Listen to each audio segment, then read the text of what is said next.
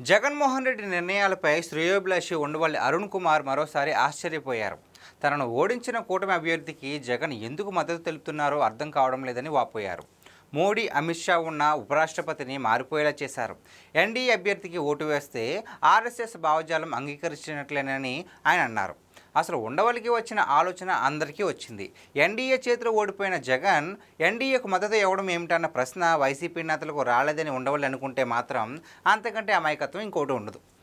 ఇదే ఉండవల్లి అరుణ్ కుమార్ గతంలో జగన్మోహన్ రెడ్డిని బీజేపీపై తిరుగుబాటు చేయాలని పిలుపునిచ్చారు. జైలుకు పంపిస్తారని భయం ఉంటే ఇప్పటికే 16 నెలలు ఉన్నారు.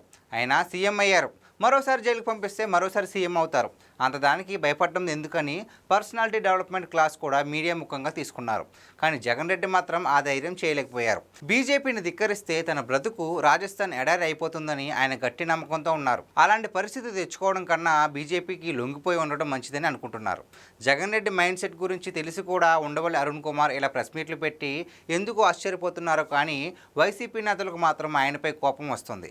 జగన్మోహన్ రెడ్డిని సమర్థిస్తూ మాట్లాడితే బాగానే ఉంటుంది, కానీ ఇలా మాట్లాడడం మంచిది కాదని అనుకుంటున్నారు. అయినా ఉండవల్లి మాత్రం జగన్ మంచి కోసం సలహాలు ఇవ్వడం మాత్రం మానుకోవడం లేదు.